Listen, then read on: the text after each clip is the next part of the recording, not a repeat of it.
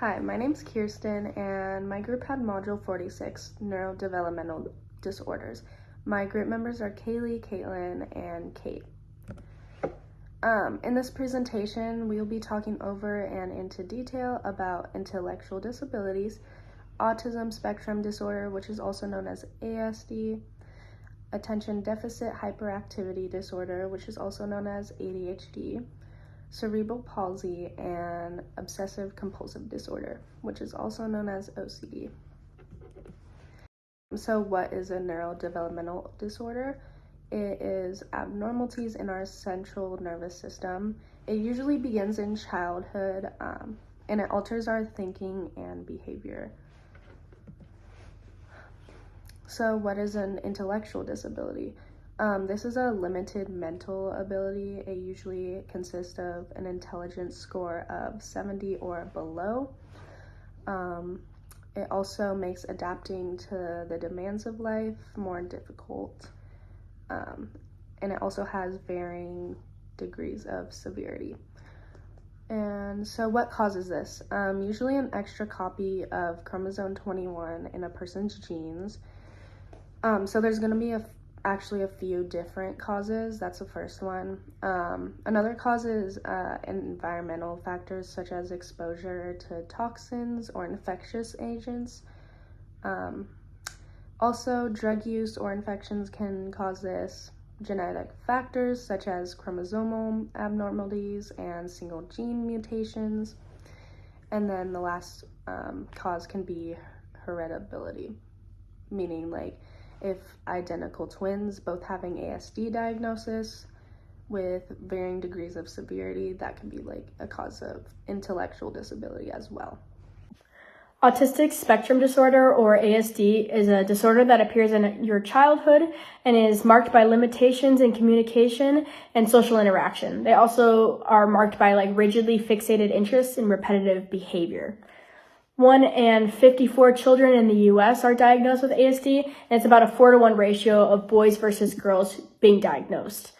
Early childhood indicators include lack of eye contact by the age of 2 months. By 9 months, they don't reply to their name and they don't show facial expressions such as anger, happiness, and sadness. By 12 months, they don't play simple interactive games like patty cake. And by 18 months, they don't show you that they're interested in something by pointing at it.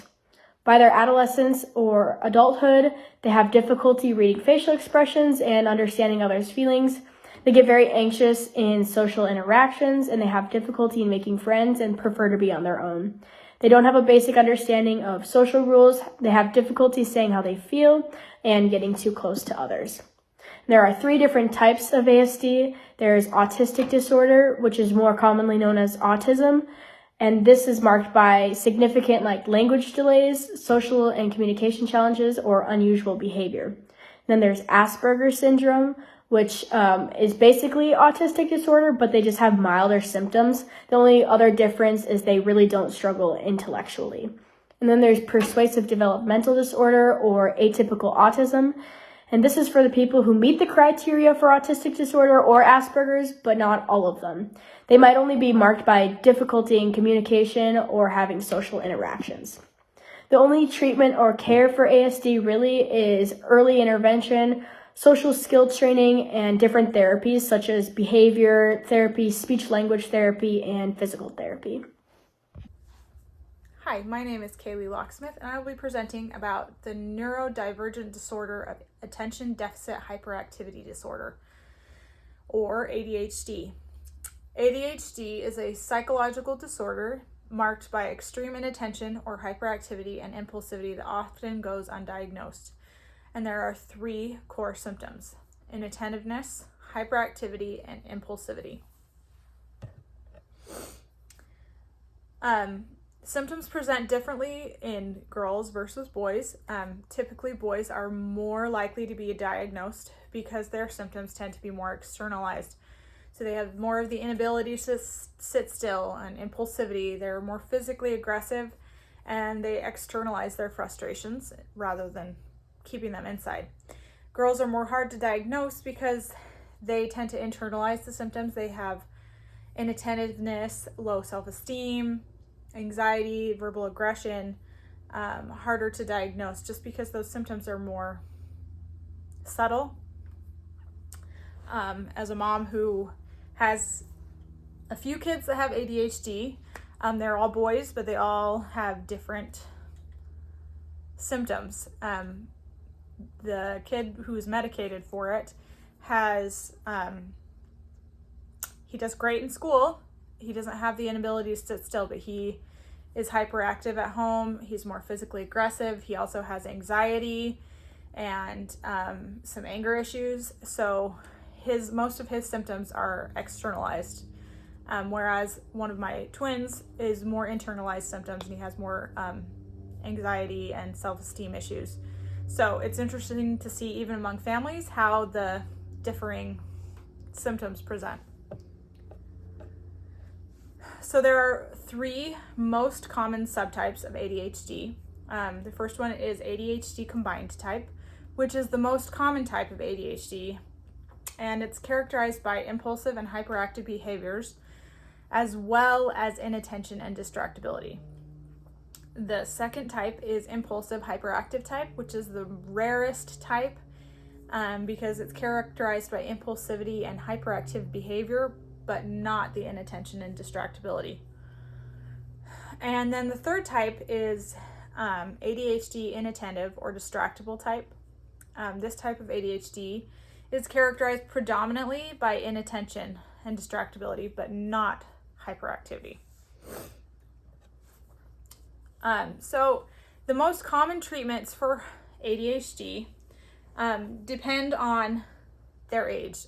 For example, my son, they wouldn't diagnose him till he was about 10 or 11 because he was too young for them to decide whether or not his symptoms were symptoms of ADHD or just him being a kid. The treatments are determined by doctors depending on the age, the extent of symptoms, and tolerance to certain medications, or some people prefer to not do medications. If they are prescribed medications, they tend to be psychostimulant medications such as Ritalin or methylene. For my son, he uses anti-anxiety medicine, and that helps him control his ADHD. So it depends on the person, and it takes a lot of trial and error. Other things that people can do to help with ADHD is to put them in some therapy, whether it's occupational therapy or play therapy or just plain old therapy. We used that for a long time with my son.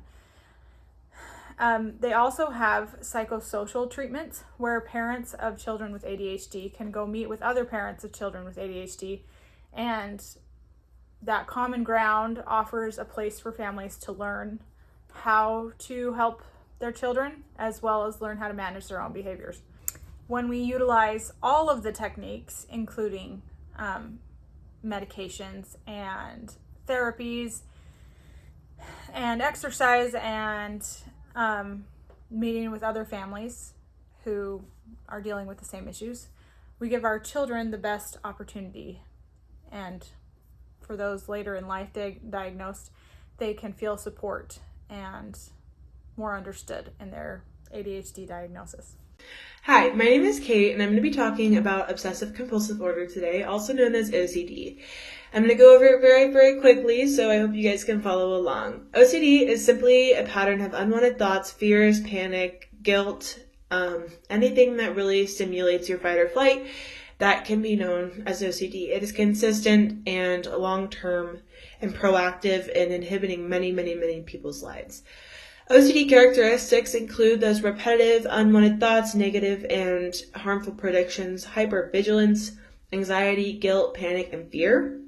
Oftentimes, these thoughts can take over the person's day and control how they act and what they do. So statistics of OCD are fairly interesting. Actually, females are more likely to have OCD, sitting at 1.8% in comparison to the males, which sit about 0.5%. OCD is more typically seen in adults as expected. sitting at about 2.5 million people in the United States. I think this is just simply that as you grow older, you start to accept the things that you do and are more willing to seek therapy, more willing to go out and figure out why you do those things. The average onset of OCD is around 19 years old, but 25% of individuals can see it occur before the age of 14. I think a little bit of adolescence has something to do with this. Just not getting diagnosed correctly or not in a timely manner is why we don't probably see more children. On this slide, I have a graph. It simply shows a comparison between the OCD clinic in pediatrics and the OCD clinic in adults, and just shows a percentage of how many people have been diagnosed or the potential of onset of OCD for those individuals. So some treatment options are therapy and medications. Most people are familiar with Zoloft and Prozac. Those are probably the two main sources of medications. And then the type of therapy that OCD patients go through is cognitive behavior, which is exposure. So basically accepting those unwanted thoughts.